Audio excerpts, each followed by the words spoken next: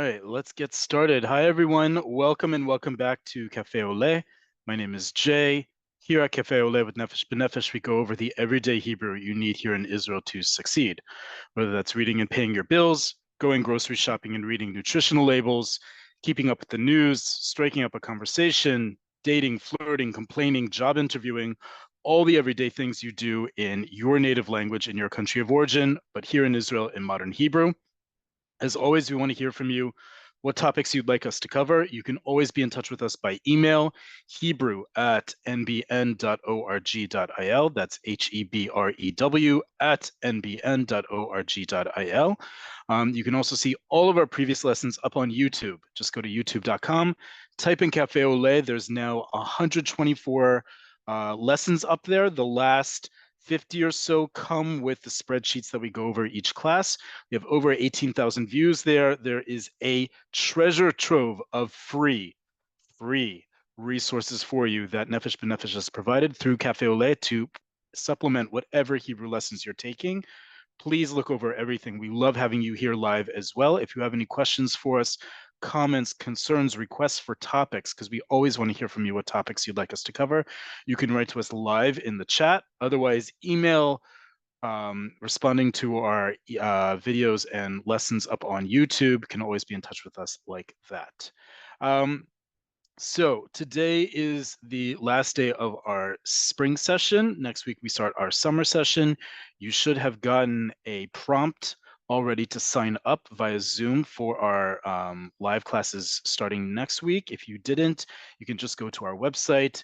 On the Nefesh B'Nefesh website, you can just go to Cafe Oleh. You'll see a register now click button. But if you're joining us live on Zoom, you already have that. If you're joining us recording, just go to the link in the description on YouTube and you'll be able to register just the same. And after registering, not only will you be able to join us live and ask questions in real time, you will also get an email with the recording of each class and the spreadsheet that comes with it. We already have, I think I was just told 600 people who signed up already in the last day, the first day of the link going out, which is amazing. We're excited to have even more people join us with each and every week to come. So this being the last week of this session, before we start next, we're going to do some more review. And this is a review of a topic that's of personal passion of mine, and I know of many of you. I've already seen some of the questions in the Q&A I'm excited to answer, is slang and everyday expressions. We have done this multiple times, and we're going to continue to do slang and everyday expressions. Why? Because slang is where language thrives and where language continues to survive and evolve. Slang often is all about bucking the rules. It says all the rules that you learned formally don't exist anymore, and we're going to come up with new expressions. That's where language actually becomes alive, and it plays with the actual reality in which we live. And a lot of the expressions that we've gone over before, we're going to review tonight, and we'll go over again and add new ones as we go on, as much reflect our immediate situation as ongoing developments, both in the history of the Hebrew language, Jewish history, the history of Israel. Some of these are old, some of these are brand new, but all of these are heard all the time. When they are from specific groups or origins, I'm going to point that out. In fact, the first part, we're going to look at some major sources of where slang comes from, and then we're going to look at some everyday examples and with example sentences. At the top of the hour, while answering questions before we sign off, those of you who need to sign off at the top of the hour, I will tell you about our class next week, the first of the summer session, as well as a preview for this week's conversation class. If you've never joined our conversation classes, you'll want to tune in. We're going to make some tweaks starting this week. You're going to want to hear all about that, not to mention you're going to want to practice some slang because it's really good stuff. Okay, with that, let's get started. Today, we have a lot to cover. As I said, it's review, added some new things in there, and I'm sure you're going to have questions as well as your own favorite words or words you would like to know. Bear in mind, though, folks, this is not only live, but it's live to tape, and we're putting this up on YouTube. So the language I'm going to be using here is at most PG-13. And when I say PG-13, it's still not going to be four-letter words. If you see them, they will be abbreviated. We want to make sure that we're wholesome for some people. Our Wednesday classes, our conversation classes, are not taped and they're off the record. So if you're looking for spicier content, join us on Wednesday. Okay, what I wanted to definitely include here, and we're going to talk about this next week when I tell you about next week's topic, is everyday expressions. And we're going to go back and forth between everyday expressions and slang because they interact on a regular basis. Slang is the everyday use of language in many cases. These first three lines are not slang, but they are everyday expressions, and they're a very specific set of expressions that are to today. Now 260 something of day of this war. And it's how we answer a very basic question in Hebrew, which is, how are you? We have many different ways to ask the question, how you are, how someone is in Hebrew. And we've gone through that before in small talk, and we'll go through it again. Everything from the more formal mashlomcha or mashlomech, depending on gender, to the very neutral manishma, to the more casual makore, machadash, manyanim, and so forth. What's changed, though, since October 7th is how we answer it. And people will still answer the normal way. Ani beseder gamur, tov, lo mashu, all sorts of different ways. But what you're going to hear more often than not, if you haven't heard this in the last 8.5 months in Israel, are one of these three lines before or after answering how you are. Here's number one, for example. Ani, fill in the blank. B'yitchashev b'matzav. B'yitchashev b'matzav is best translated as given the circumstances. Okay, so the way I would answer that, if someone asked me how am I doing, I would answer in any of these three. And if I want to use this one, I would say ani beseder b'yitchashev b'matzav. Right, a little bit of a sing-song because we need to add tone, some flavor to what we say. Ani beseder b'yitchashev b'matzav is a very common way you'll hear it and say it. I'm okay, given the circumstances. Lehitchashev be is the verb meaning to take into consideration, coming from the same root as the verb for to think, lachshov. And matzav is situation. But for the last 20 years, since the Second Intifada, whenever you hear someone say ha-matzav, literally the situation, they're talking about whatever current military or geopolitical situation we're living in Israel. And so when we talked about ha-matzav 20 years ago, we were talking about the Second Intifada. When you're talking about ha-matzav, you're talking about the last 8.5 months. So there's immediate context, obviously, because you're speaking in Hebrew, anyone would understand what you're talking about here. Okay. Similar meaning and similar structure. Ani beseder kechol shenitan. I'm okay, as much as one can be. Right? A very common expression to hear. It's not to say, and this is really important because we've talked about emotional spectrum here, folks. It's not to say that the person you're speaking to is necessarily directly affected. It may be that they are.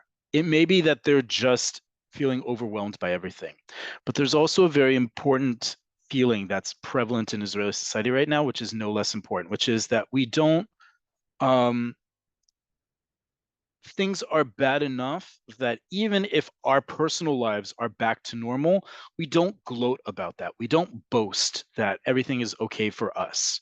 Or you dig a little deeper to find that out. So these expressions are also there to sort of humble ourselves and the conversation we're having so that people aren't too boisterous because you don't know who's in the audience. You don't know their own situation.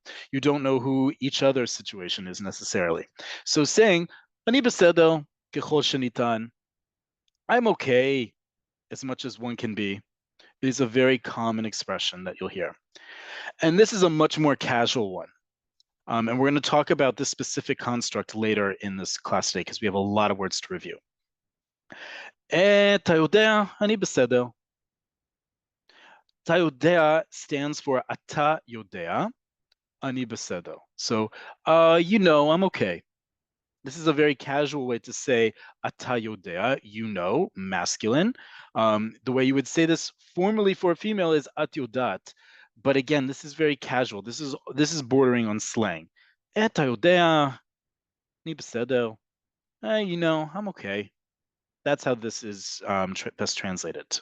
Okay, so as we get into slang and everyday expressions, I also want to bring it down to our immediate reality because you're going to hear all these other words we go through, but I want to give you something very practical, especially those of you, not just those of you, excuse me, who join us on Wednesday and need more filler into your conversations to ensure you're continuing in Hebrew, but for all of us when we're answering how we're doing.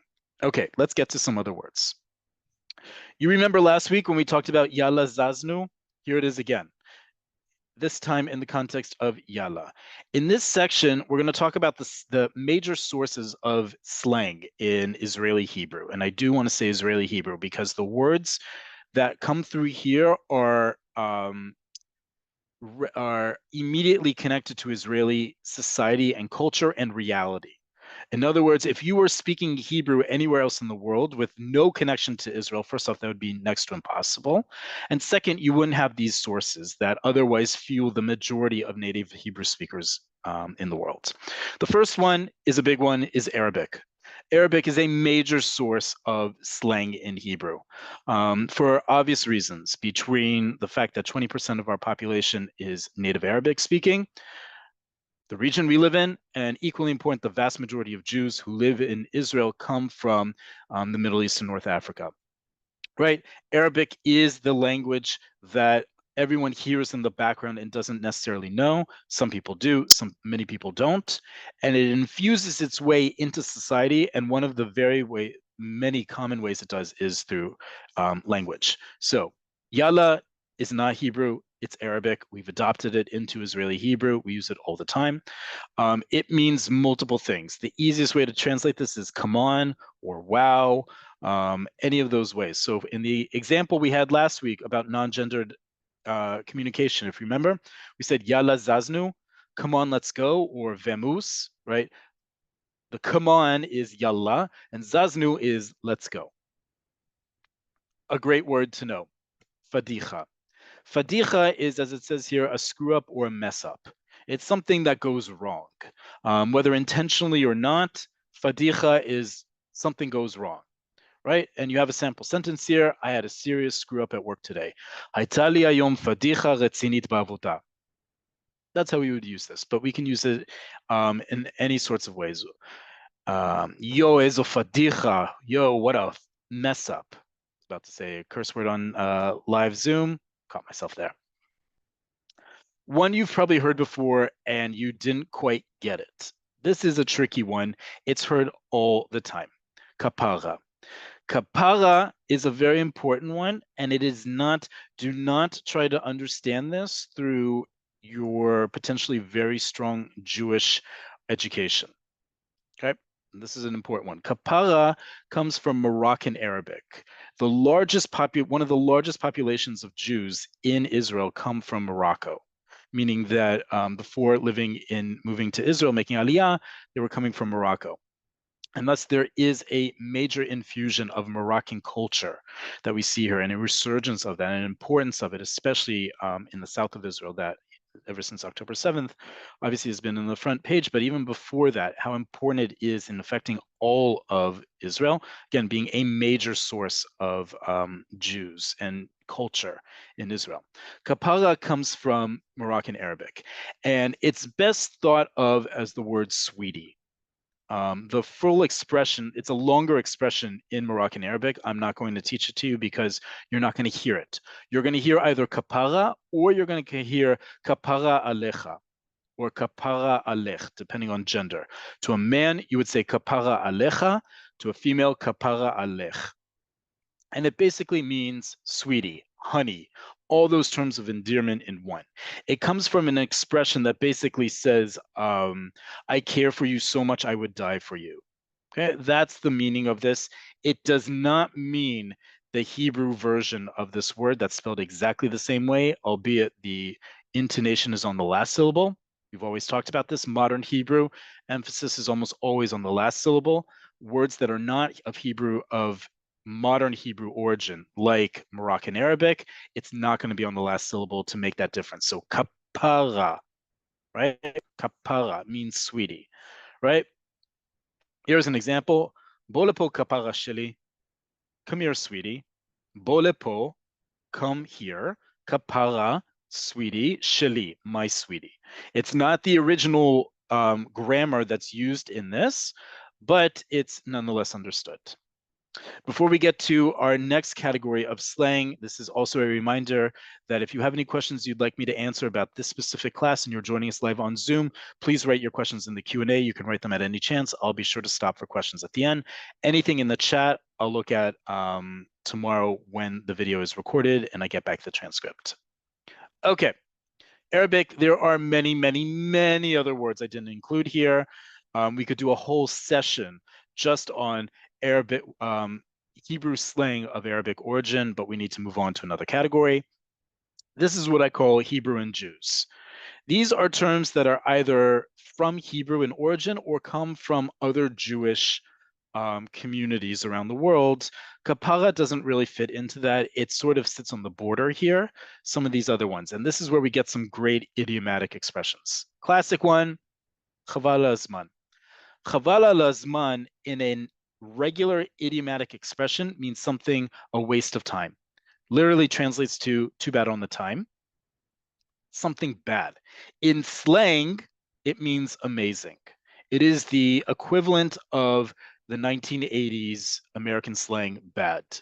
Okay, we don't say that anymore. Hopefully no one uses bad anymore to mean good, but chaval azman almost always now means something good. For example, המסעדה החדשה הייתה חבל על הזמן. אוכל מהמם ושירות אדיר. The new restaurant was amazing. Fabulous food and incredible service. That's how we use this. An expression that idiomatically means something bad, we flip over into something good. Chaval al azman. Flyer. You've probably all heard this word before. If you haven't heard this word, you will hear this word as a potential or future or past Oleh or Olah. You'll hear this word a lot. Flyer is from Yiddish, originally from German. It is used in Israeli Hebrew in modern Israeli society as meaning a sucker. Someone who falls for something. The idea is that a flyer back in the day was a well-off young aristocrat, usually a young man who was sort of a bon vivant. He had money, he had means to go around. He wasn't really quite worldly yet, or he was worldly in the sense of not having street smarts. But he was certainly worldly enough to travel, but he didn't have street smarts and often would get duped by things or would pay for things he didn't need to pay for. Flyer, and that's how we use it today. So, for example, עשית קניות במכולת? איזה פראייר, יותר זול בוויקטורי. Did you do your shopping at the local grocery store? What a sucker you are. It's cheaper at Victory. Victory is one of several discount chains in Israel, primarily in the center of the country. But the point here is to emphasize flyer is used when someone is a pushover or a sucker or basically falls for something they didn't need to fall for. It is very much understood that the 11th commandment is thou shalt not be a flyer in Israel. And that helps us understand things like the impatience in waiting in a line, or people's driving behavior, or all sorts of other things. You don't want to be a flyer. So you do everything possible to ensure you aren't. Maybe someone else will in the context, but you should not be a flyer. A great word. I love this word, tachlis. Tachlis is, if you can master tachlis, you've mastered a good chunk of modern Hebrew. Tachlis is best translated, as I wrote here, as brass tacks, as in let's get down to brass tacks, or seriously, or you got that right. So look how I best illustrate this word. Tachlis, קשה לסגור את החודש. Oof, tachlis. Seriously, it's hard to close out the month in the black. When you say in Hebrew, lizgor et hachodesh, it means to close out the month with money still in your bank account. Okay, literally means to close the month. And oof, we'll get to that word in a little bit. Tachlis, you're right. Okay, you got that right. Okay, tachlis is a great word. And it's got enough different meanings that you can use it in a bunch of different ways. This comes from the Hebrew tachlit. Tachlit is something practical, right? But tachlis is the Ashkenazi pronunciation of the word tachlit, and that is spelled this way. Right? It's spelled this way, so you purposely pronounce it according to modern Hebrew phonology and spelling rules like this. Tachlis. Okay. Another major source of words, slang in Hebrew, is the army. There are, I would say, 4 or 5 categories altogether. We're going to do 4 of them today. The 5th one is actually English. We don't need to go through that today. We have a lot more examples to get through today, but the army is a major one. The fact that so many people serve in the army is a major part of our everyday life, especially after October 7th. But even before that, many slang words come from come from Israeli military jargon. So the first one is Shelat Kitbek. Shelat Kitbek is more of a category. You wouldn't necessarily use the term. You could say to someone, wow, that was such a Shelat Kitbek that you asked. That's such a kitback question. Here's what it means. Sheila is a question.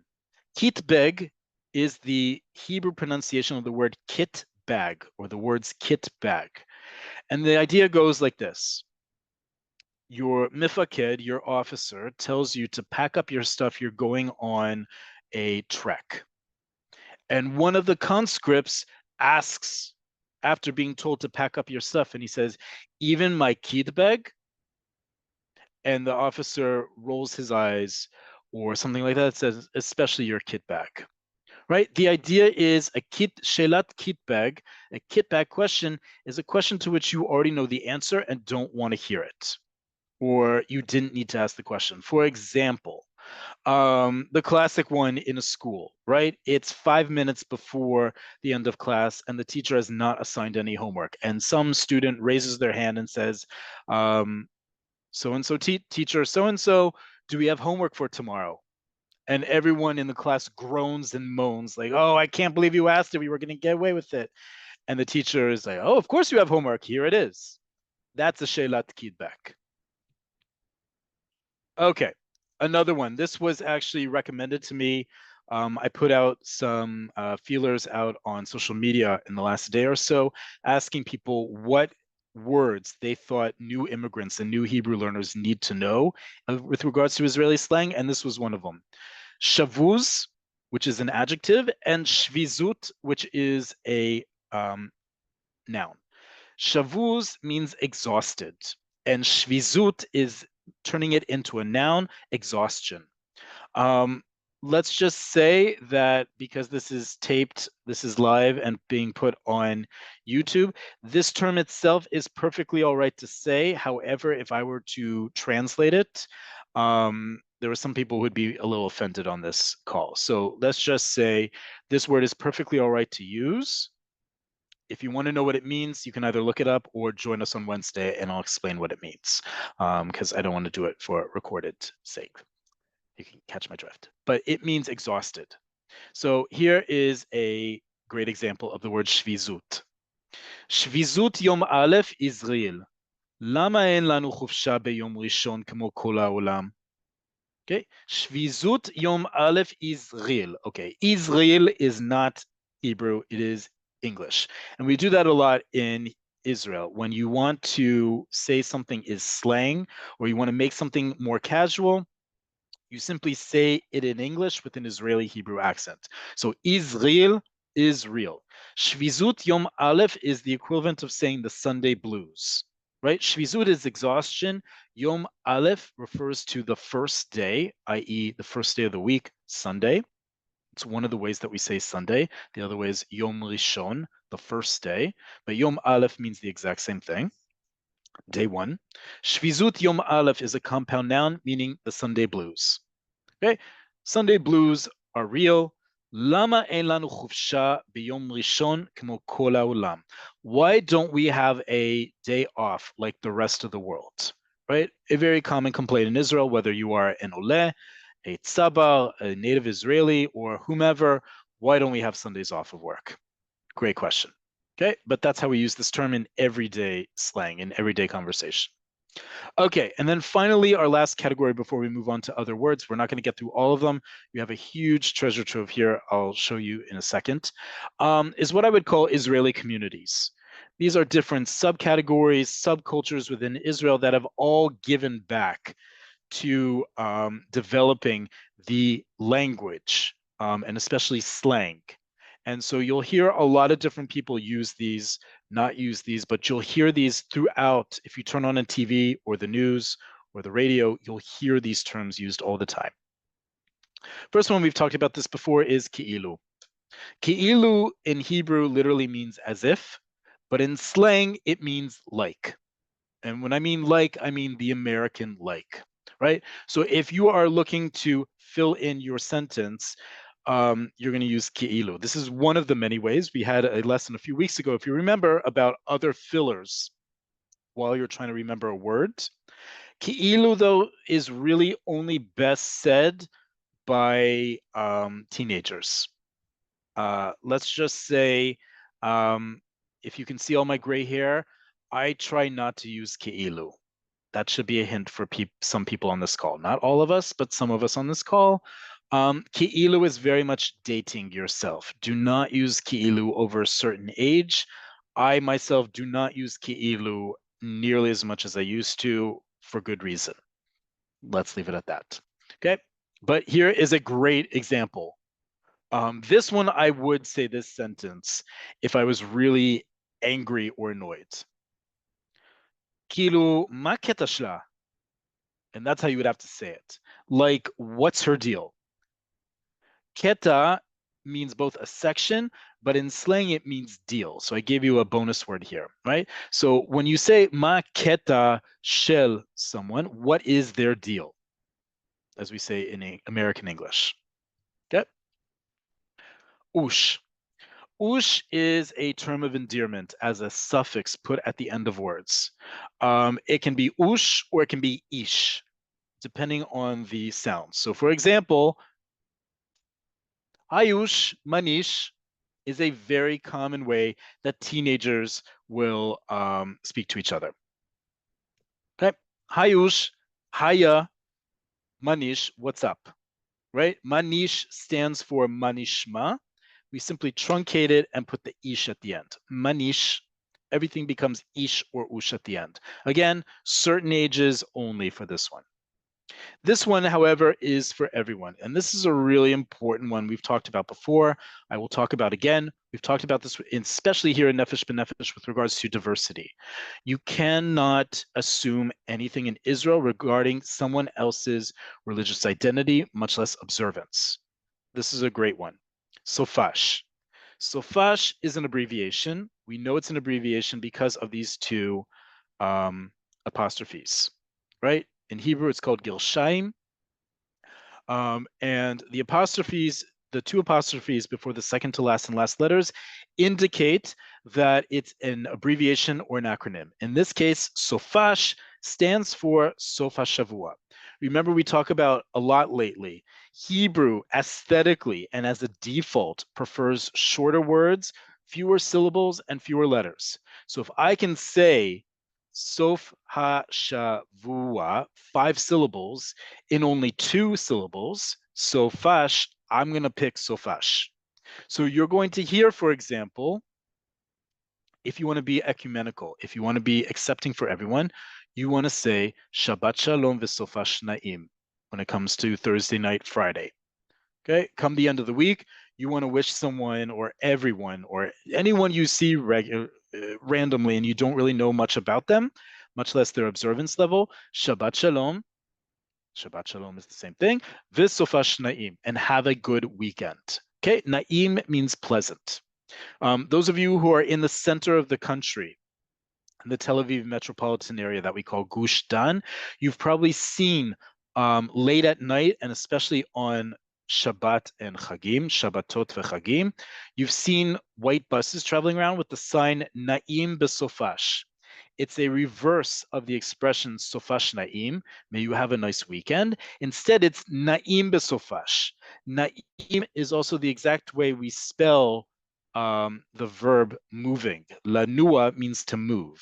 So na'im is also doubles as the spelling for moving on the weekend. And it is a series of municipality-run buses, privately run buses, paid for by the municipality, your municipal taxes, that run late at night and on Shabbat. So in the state of public transportation, which does not run on Shabbat. Okay, so just note you have another way to wish someone a good weekend. It isn't always Shabbat Shalom. Okay, not everyone in Israel is going to wish each other Shabbat Shalom. That's a really important thing for all of us to understand. Regardless of where we're coming from and our own identities, not everyone does. Okay, and finally, ta. Ta is also a good mark that your Hebrew is getting to the place where you are comfortable speaking. Ta, as you see here, is a contraction of the article et and the definitive prefix ha. So instead of saying, as I hear someone honking very loudly outside and very angrily, instead of saying, they would want to say right now, taziz et ha'oto miyad, move your car right now. What they're saying right now, in addition to the honking, if you can't hear through my headset, is taziz ta'oto miyad. Okay, you've heard this before. Again, contractual. We love contractions in Hebrew. We love fewer syllables, and it also has emotion to it, right? You can't say taziz ta'oto miyad and not have a little bit of oomph in there, right? You're not going to sit back very politely and say taziz ta'oto miyad. No, no, no. It's ta. When you break out the ta to truncate et ha, you're not playing around. You are still being grammatically correct, but you're not playing around with things, right? Taziz ta'oto miyad. Move your car now. As an example. Ta, you'll hear all the time. Sometimes it'll be the contraction of et versus ha. As we saw before, ta yodea, et ata yodea, do you know? Right? Or you do know. You'll hear it in other contexts, but ta is a great one. It's also a very implosive sound. Ta, ta.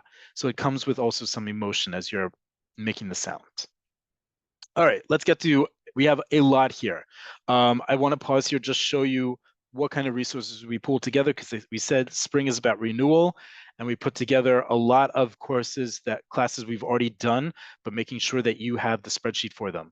The next lessons are all ones we've previously done on everyday expressions. There is a lot here, folks. We're not going to be able to get through all of it in the short time we have in this class. So number one, please review. This will be up as soon as we can, hopefully by tomorrow. So you have a lot of things to go over. And especially those of you who join us for Wednesday, you have a lot of vocabulary to use, and we're going to talk about that again shortly. But I just want to go through as much as I can now, but no, there is a lot in this one spreadsheet you're going to be getting. So we compiled a lot together of previous lessons all in one. Okay, classic slang, classic slang, the expression Bali. Bali, it should not be translated literally because it means it comes to me. But that doesn't make any sense. If someone says Bali, it means I feel like. And the opposite, lo Bali, I don't feel like. If you want to ask someone, what do you feel like?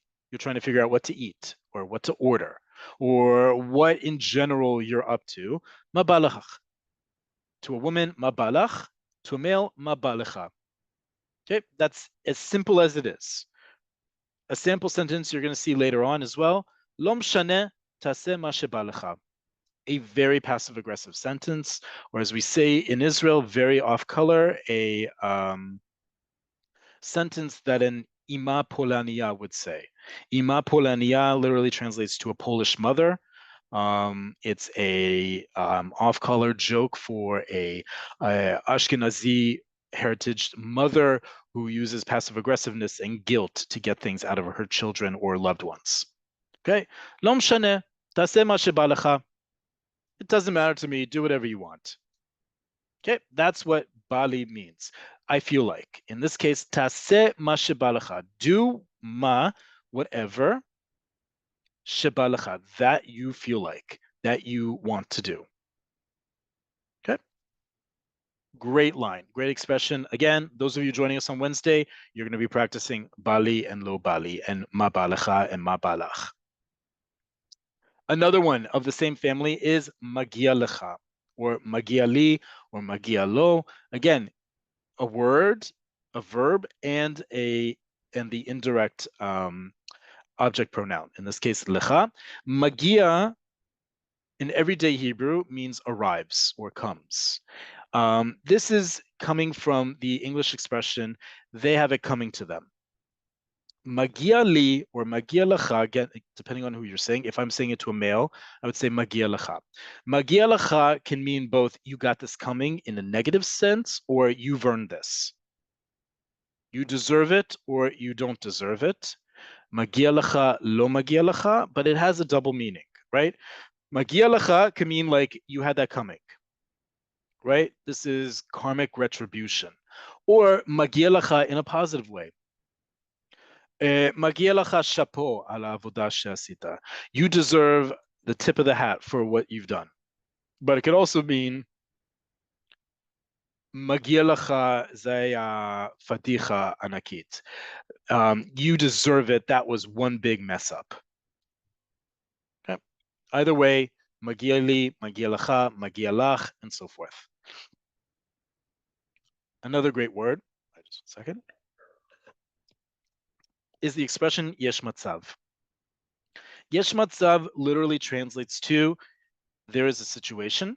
It's that word matzav again, but yesh matzav means there's a chance. Okay, so in a question, tagid, yesh matzav shetikach et hakelev itcha lemisrad hayom? Tell me, is there a chance you can take the dog with you to the office today? A very Tel Aviv question between roommates or partners or whomever, bringing your dog to work. But tell me, is there a chance, right? Yesh matzav in a question form, she tikach et hakelev itcha lemisrad hayom, that you will take the dog with you to the office today. Right? And then you can answer either ken yesh matzav or ken ani esmach, I would love to, or sorry or mitzta'er, sorry, en matzav. There's no chance. Okay, the opposite of yesh matzav is en matzav. There's no chance. Other things. These are a combination of slang and expressions, but you're going to hear all the time. This is one you have to master. I don't care what level you're at. Kita Aleph, if your teacher is not teaching you ein li musag, you need to let them know they're not doing you good. They're not doing good by you. Ein li musag is an expression you're going to use at least 5 times a day, maybe more. Ein li musag means I have no idea. But it's also the way you say it. If someone asks you directions on the street and you don't know, you shrug and say ein li musag. If you really don't know and they ask you some far-fetched question and you really don't know the answer, wow, ein li musag. Okay, it's all about the intonation. Ein li musag, you're going to use all the time. I have no idea, or I have no clue. You can also, by the way, conjugate this. Ein lecha musag, you have no idea, and so forth. But this one is always ein plus the indirect object pronoun, li, lecha, lach, and so forth, musag. That's it. And then usually followed by the infinitive verb. Another great word, everyday expression as well as slang, is stam. Stam means mere or just. So for example, אין לי מושג מתי יחזרו מהחופשה. למה אתה שואל? סתם מזמן לא שמעתי מהם. I have no idea when they're going to return from holiday. Why do you ask? No reason. I just hadn't heard from them for some time. Stam is like, oh, it's no big deal. Only, just, mere, or in this case, translated to no reason, right? In this context, it means no reason. It's just like, no big deal. Another expression using stam is min hastam. Obviously or probably. You can answer a lot of questions in everyday Hebrew with min hastam. מן הסתם הם לא בודקים הודעות, ככה זה בחופשה. מן הסתם כן. It's probably that they're not checking their messages. They're probably not checking their messages. That's how it is when you're on vacation. You're probably right. Okay, מן הסתם, obviously, or probably. Okay, a whole bunch of other words. I'm not going to do all the sample sentences because we're not going to get through them. And I see we already have a bunch of questions in the Q&A. I just want to go through the actual words. You can go through the sample sentences on your own. Okay, so first off, manisgal. Manisgal is WTF, or what the hell's wrong with you? Manisgal. Okay, and oof should be pretty self-evident. Oof means ugh. Oof is ugh. Whatever you want to do as a verbal expression of frustration or of annoyance. We had this sentence before, but now we explain the term lo mshaneh. Lo mshaneh means doesn't matter. You can answer also a lot of things like this. Lo mshaneh, taseh ma sheba lecha. Doesn't matter, do whatever you want. A classic slang everyday expression as well is manishma. You have learned manishma as meaning what's going on or what's up. One way to ask someone how they're doing, right? Manishma should be avoided at all costs because manishma in the wrong hands and in the wrong tone is super passive aggressive. Manishma is the tofu of asking how someone is. It's parve, as we say in modern Hebrew, parv in Ashkenazi Hebrew. It has no flavor. It has no meaning other than how are you doing, right? But if you add a little bit of oomph to it, it becomes a very passive aggressive question. Those of you who watched Office Space and the boss asking all the time how, I forget the protagonist's name, but that's what manishma is.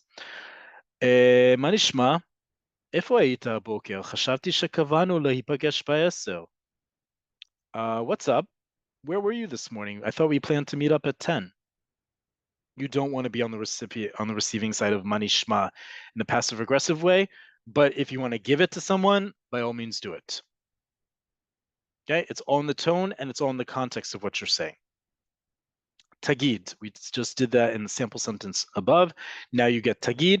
Tagid means tell, but in the context of tell me, right? Like we would say in English, tell me, is there a chance you could take the dog to the office today? Okay, tagid. Takshiv, more or less means the same thing, but it's listen. And we use listen and tagid to get someone's attention, right? When you say to someone listen in Hebrew, takshiv, it also means to pay attention. You're trying to get their attention for you to ask a question or to say something. As in this case, something is lo mekubal. Lo mekubal, it's unacceptable. Takshiv, lo mekubal alay et ma she'asita be'yeshiva. Listen, what you did in the meeting was unacceptable. Right? You're speaking directly to someone, saying something very direct to them. Takshiv or takshivi. It was if you're speaking to a female. Right? We've talked about this one before. I love this one. Im kol hakavod veyesh kavod. Im kol hakavod, with all due respect, and in parentheses, veyesh kavod, and there is respect. This is the way you are going to criticize someone. One of the ways you can criticize someone by saying with all due respect, because we all know, just like in English, if you say with all due respect, you don't have much respect for the person. You're just trying to be a little bit polite. So if you say in Hebrew, im kol hakavod, you're about to say something very constructive and critical about someone. More critical than constructive, perhaps. Another everyday expression, ani lo sovel. Lisbol means to suffer, literally. But when we say ani lo sovel or ani lo sovelet, depending on your gender, it's I can't stand something. Im kol hakavod ani pashut lo sovel otam. With all due respect, I simply can't stand them. Okay, that's how we use ani lo sovel and im kol hakavod. A great expression. Oh, this is a great one because just the way you say it is cathartic for you. Bilti nisbal. You get that b, that implosive sound b. Bilti nisbal. If something is bilti nisbal, it's intolerable. It's insufferable. We just had the word sovel as in stand. This is the opposite. This is something that is in the bilti, sufferable, nisbal, suffered. I can't be suffered by this. It's insufferable. ההתנהגות שלו ממש בלתי נסבלת. That behavior or this behavior is completely intolerable. Okay. The way you use this, by the way, is that the nisbal will conjugate. Bilti nisbal, you're talking about something that's masculine. Bilti nisbelet, feminine. Bilti nisbalim, nisbalot, you'll rarely hear. But just know that's how it conjugates. It's a great expression. Bilti nisbal. And along with bilti nisbal, bilti nimna. You've probably heard this in the news. And the sample sentence here, unfortunately, is very much reflective of hamatzab, the situation. Bilti nimna, inevitable or unavoidable. And lilo safek, without a doubt. And so you have a sample sentence or a sample dialogue here that uses both of those expressions. Great words. Okay, we have a lot more to go through. I'm going to speed through these as much as I can. You have a lot of time. You'll be able to go through these on your own. You'll have the spreadsheet. I just want to make sure that at least we cover the words, not necessarily the examples. Kacha. You see here there are 1, 2, 3, 4, 5 different ways we can use the word kacha in Hebrew, and it means different things, and it's also about the tone. Kacha, right? If you answer kacha, it can mean so, or thus, or it's like this or that. It literally means like this or that, or it can simply mean because. If someone asks you a question, like why is that, or why is it like that, or how is it like that, and you can simply answer kacha. It is that it is what it is, because, just because, right? Lama kacha is the classic that you've heard from native Israelis translating into English. Why like this? You've probably heard why like this. They're translating from the Hebrew, lama kacha. Why did you do it like that? Why is it like this? That's what this means, lama kacha. And kacha ze kshe. That's how it is, parentheses, when, and you can answer the question in so many different ways, or answer things using kacha ze kshe. That's how it is when you're mad. That's how it is when you're late. That's how it is in this situation. Okay. Kacha kacha is a way to explain how you're doing. If someone asks you manishma, you can say kacha kacha, just so. And kacha stam, just like that. Okay, 5 different expressions using kacha. You'll hear this a lot. Okay, a whole bunch of other ones I really want to get through because these are just so invaluable in everyday expressions. Kol echad ve'hablank shelo. To each his own. And you'll fill it in, right? Kol echad ve'interes shelo. Everyone in his own interest. To each his own interest is a very classic expression. Lo kara klum. Nothing's happened, or the better way to translate this is it's all good. This is not yeh beseder. Yeh beseder is it will be okay. Lo kara klum literally translates as nothing happened, but that means it's all good. So if someone says, for example, someone accidentally spills something at the dinner table or lunch table, whatever it is, at the table, and it's not a big deal, and they're freaking out over it, both because it's not a big deal or you're trying to calm them down. You say, "Akol tov, lo kara klum." It's all good, nothing happened. Okay, that's a really good one. We're almost at the end. Good. Azov. Azov it comes from the verb la'azov, and in a few weeks from now, we're going to go over the imperative tense command form. So this is going to come up again. Azov comes from the verb la'azov, means to leave something permanently or to leave it alone, right? So when you say azov or izvi or izvu, which are the conjugations of it, or azvi or azvu is the more common way you'll hear it for female and plural respectively. Azov means leave it alone. Azovoti means leave me alone. But if you simply say azov means leave it alone, right? So again, someone's frantically trying to mop up whatever little mess they made and say azov, azov. Or for example, a guest who tries to tidy up after you've hosted them for drinks or coffee, and they try to bring all the stuff to the kitchen to be put away or to be watched, you say azov azov. That means leave the stuff there.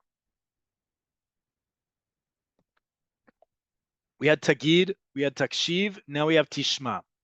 Same thing, listen, and then fill in the blank. And then finally, the last few before I take some questions. All three of these are the way you answer, where are you?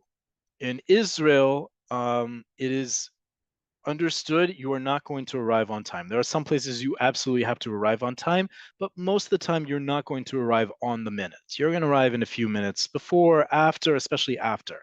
Fashionably late is not a bad thing in Israel. Most people will either preempt when you're supposed to come so that you come on time, or they will answer ani baderech, or techef, or ototo. All of these are gradations of I'm on the way or very soon I'm arriving. Excuse me. Especially with regards to arriving at a destination, right? If you say ani baderech to a friend that you've agreed to meet, baderech could mean I am just about to walk out the door, I've just walked out the door, I'm down the stairs, or I'm already almost there. It's a very ambiguous expanse of time and space. Techef and ototo are used when you get much closer to things. Right, so you can think of it as an inverted pyramid. Baderech is much more ambiguous. Techef is closer. Ototo is you're very soon going to do something or you're very soon nearby. Okay, 4 more things and then we're going to break because there are just so many more to do. But if I wanted to condense all the previous lessons we've done of slang and everyday expressions into one, this is your cheat sheet of 96 lines, 90 or so lines in here. Baktana. Baktana is a slang expression that means no big deal. It comes from the word katan, small. If you say, baktana, it's no big deal. Someone thanks you profusely for something you did for them. And you say, baktana. It was no big deal. If something is, however, katanalai, it's like it's a little bit more boastful. This is saying, it's no big deal for me. Literally, it's small on me, meaning the task, whatever needs to be done, it's no big deal for me. And that can obviously be conjugated. Katana lecha, it's small for you. Anyone who's ever been interviewed for a job and they say that you are overqualified for a position, that's the expression that would be used there in a much more casual way, albeit. The opposite of katanalai is gadolalai. If something is gadolalai, I'm in over my head. Okay. And then finally, another one you definitely need to master and get over what it sounds like in another language is dai kval. Dai means enough and kval already. Enough already, dai kval. It's a great one to say if you're really frustrated and you need to let someone know that very directly, dai kval. And you'll actually hear it screamed. Dai kval. Okay, that's how you would use it. Okay, I see we have a bunch of questions in the Q&A. We're almost at the top of the hour, so I actually want to give what we're going to be doing for this week's Cafe Olay Conversations and for next week's Cafe Olay class. So first off, thank you all for joining. We're at 240 people, which is absolutely amazing for all of you to join us live. All the people will be joining us via YouTube, watching the recording is amazing. This week for conversations, I want you to look at all the words you have here. There are a lot of sample sentences. There are a lot of conversation prompts. We are going to be sending out some new directives in how people place themselves into our breakout rooms based on their existing Hebrew level. You're gonna see that in the reminder email that goes out. So if you're already registered for Cafe Olay Conversations, you'll see that. If not, please sign up soon. We'll go over it again on Wednesday. But in addition, we are going to provide some, not a lot, some pre-scripted scenarios with the understanding that our Wednesday classes are really meant to be a opportunity for you to practice in general and specifically what we learn on Mondays. Some of you are at a very beginner's level, some of you are more at advanced level, and you're just looking for a safe space to practice. That's awesome. You see here we have sample sentences, we have questions to ask each other. I'll write out even more. There's only so much we can provide for free, folks. Okay, that's a really important point. Unfortunately, I need to make. There's only so much we can provide for free. We're really asking for you when you join our conversation group, and in general from week to week, that you're actually practicing. Cafe Oleh has always been built as a supplement to whatever formal Hebrew classes you're taking. Ulpan, university, high school, day school, or you're just learning on your own with an app like Duolingo. We are expecting you, though, to do some homework, to read things. There's a reason why our Wednesday classes are based on our Monday ones. We expect there to be a continuum. And where we're not providing something, we're asking you to step up as the adults we know you are. So if we're not providing you with scripted scenarios to read for 20, 30 minutes, fill in the blanks yourselves. We're giving you the tools to use Hebrew in a literal everyday sense. So if there's things that are missing, bring them yourselves. Bring topics to discuss, even with complete strangers, because that's also life. You don't get to pick who you talk with often in life.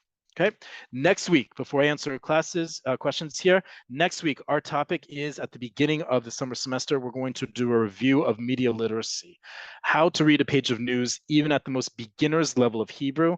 What is the anatomy of a major news site in Israel? Mainstream, non-ideological, folks. I get a lot of pushback on this. This isn't about ideology. This is about reading what the majority of Israelis read. And if you want to push back on that, I will happily give you the ratings of the media sources that we use. And equally important, because I also want this to be practical, not just in reading the news, but what you can do to help given the situation. And we've had this question before, is all about volunteering. And what are the options for volunteering still in Israel? And what's the vocabulary you need in order to find volunteer opportunities, and how to sign up, and what to do when you're there. Great resources. We're going to be next week doing that on here on Monday. And right now, I'm going to start answering questions. So if you don't have questions that you need answered, or you don't want to stick around, toda rabba, thank you all so much, and lehitraot. But we're going to keep going with some questions because I see we have a bunch in the Q&A. Could you take a look at all the slang in the song Yalla Ya Nasrallah? Oh, that's a classic. Wow, that's unfortunately a song that's going to come back and is very relevant nowadays. Yalla Ya Nasrallah was a song that was popular during the Second Lebanon War, quite a while ago. Actually, I made Aliyah right as the war ended, and it's very much a think of like the most Purim type song about Haman. That's about Nasrallah. It's a very tongue-in-cheek song. And when we talk about memes and cultural inside jokes in Israel, in a few weeks' time, we'll go over that song because it's a good one. But there's a lot in that song. It's also, some of the lyrics are not the most appropriate to translate aloud, but it's a great one. What's the percentage of Sephardi and Mizrahi Jews in Israel? The vast majority of Jews in Israel are native-born Israelis, but those before moving to Israel, it's at least 60%, maybe 2/3, come from the Middle East, North Africa, Southern Europe, as opposed to many um, of the places, especially where Nefesh B'Nefesh works, like in North America, where the majority of Jews come from Ashkenazi backgrounds. In Israel, it's the reverse.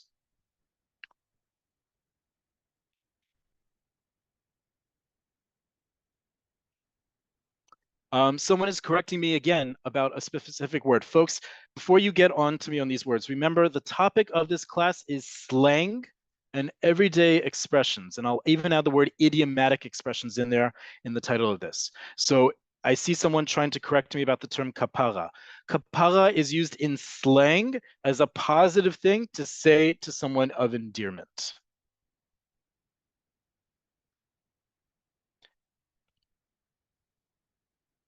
How would you say a waste of time in a negative sense? Chaval hazman. Um, Where is Chaval Azman? Up here. It's a great question. Chaval Azman. For example, I've been waiting at the bus stop for 20 minutes and the bus hasn't arrived. איזה חבל על הזמן. זה פשוט חבל על הזמן, האוטובוס לא מגיע, אני כבר פה 20 דקות. What a waste of time. This is a more literal use of it in the negative sense. I'm standing here for 20 minutes and the bus hasn't arrived.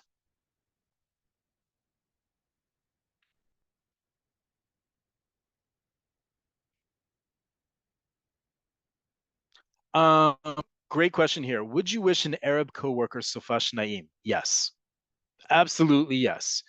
Someone you know who does not celebrate Shabbat, and this doesn't have to do with a non-observant Jew. This has to do with the fact that 20% of our population are not Jews in Israel. So wishing someone Sofash Naim is a very nice thing to say. You are not making any comments about them whatsoever. It simply means have a good weekend. By the way, you will see many Arabs wishing you and vice versa Shabbat Shalom, because that is just the norm and the mainstream thing here. But Sofash Naim is a very nice thing to say to people who you know don't celebrate Shabbat. If you wish someone Shabbat Shalom without knowing they observe Shabbat and they don't, would they be offended? It really depends on who you're talking to. There are some people who will be offended if you say Shabbat Shalom to them.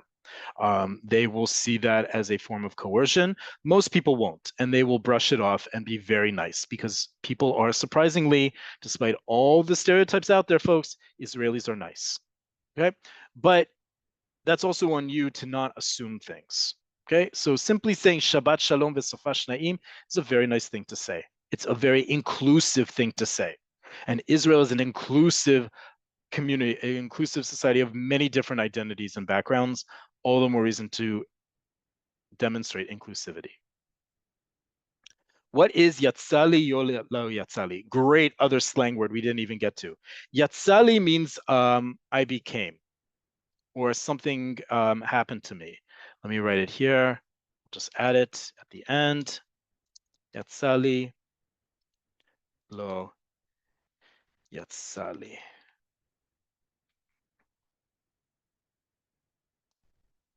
I was, became, oh, I was or became a. So for example, to combine two words, Yatzali flayo. וואי, שילמתי יותר מדי עבור המוצר הזה, יצא לי פרייר. Wow, I paid too much for that product and I became a friar. I became a sucker, right? That's how you'd use this in a slang term. Yatzali is slang for I was or I became something.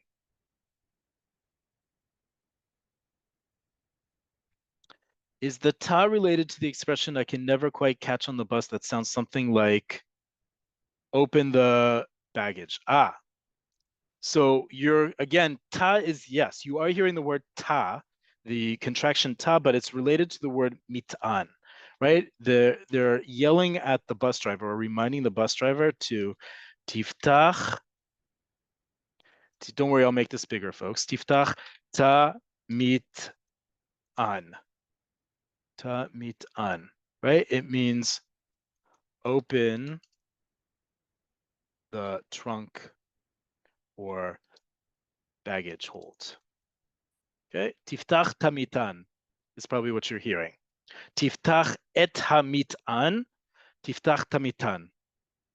Okay, that's how you would say that. That's probably what you're hearing, which is open the baggage hold, right? Especially on a bus.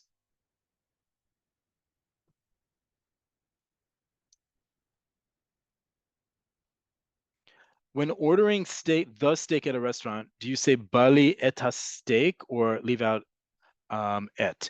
You would say bali steak, and that means I feel like steak. I feel like having steak, right? You would say bali steak. If there's only one steak on the menu, then you would say bali et steak. I would not recommend, though, when you order at a restaurant to say bali. It means I feel like. It's a very slang, very informal way, not in a good way, especially ordering at a restaurant with regards to service providers. You can say ani ekach, I'll take, or ani esmach le, I'd love or I'd love to have something. But Bali, you say Bali before a food item at a restaurant, indicating like this is in general what I feel like. Can you give me recommendations? Right? So I could say Bali steak. The waiter or waitress asks you, "What do you want?" or "What would you like?" You say, Bali steak, and then with the expectation they're going to give you suggestions. What's the difference between yesh matzav and efshar? Slang. Again, this lesson is on slang. Yesh matzav is there's a chance, and efshar means possible. But efshar, as we've talked about many, many times, is going to be a much more formal word. Yesh matzav is 100% slang.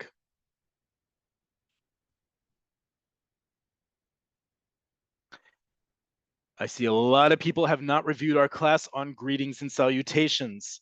So they got all worried about manishma. Folks, don't worry about manishma.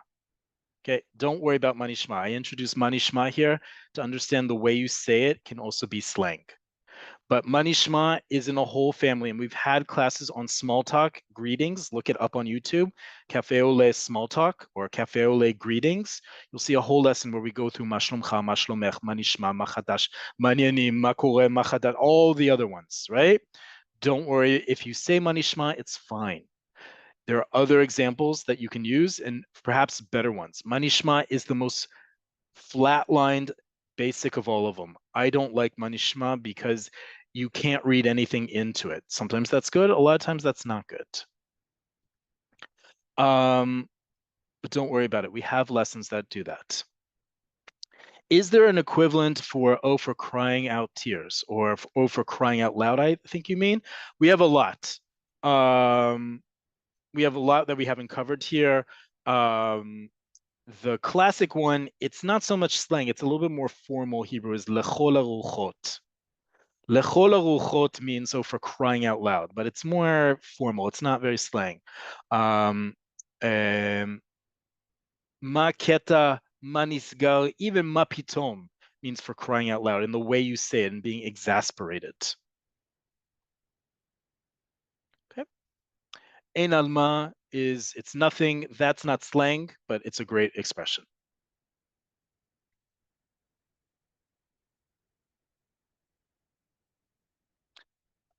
Okay.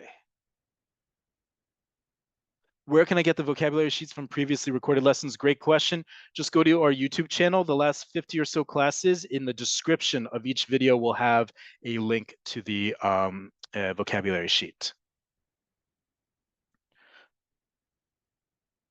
Do they say bizbuz al azman? No, that is not an expression. Bizbuz is a waste, but the expression is an idiomatic one, chaval al hazman.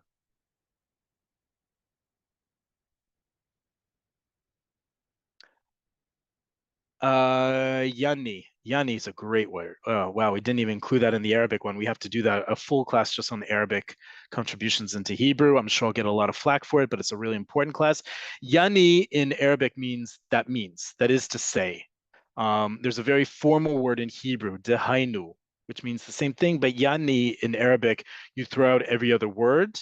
It doesn't have the same young teenage connotation as ki'ilu does. It's not slang. Yani is perfectly normal Arabic, but in Hebrew, it's definitely slang. Is ashkara still used? Yes. Ashkara is used meaning really or wow. Why do you call yourself Cafe Oleh? Is that Hebrew? It is indeed. Cafe is coffee. Oleh is both a play on cafe au lait, like the drink, cafe au lait, coffee with milk, but also Oleh means an immigrant to Israel. Please look at our website. If you signed up through our website, we have an expression for it, but we've been doing this for 7 years now with the same meaning. It's a great term that Nefesh B'Nefesh created. Okay, we need to take a break. We are way over time at this point. I see we have more questions, which is great. Please write us by email if you have any further questions I wasn't able to get to, or write them in the Q&A. Those of you who are joining us on Wednesday, you should be able to get the spreadsheet by tomorrow, and the recording should also be sent by tomorrow. Until next week, or until Wednesday's class, Toda rabah, thank you all, and lehitrot. See you all very soon.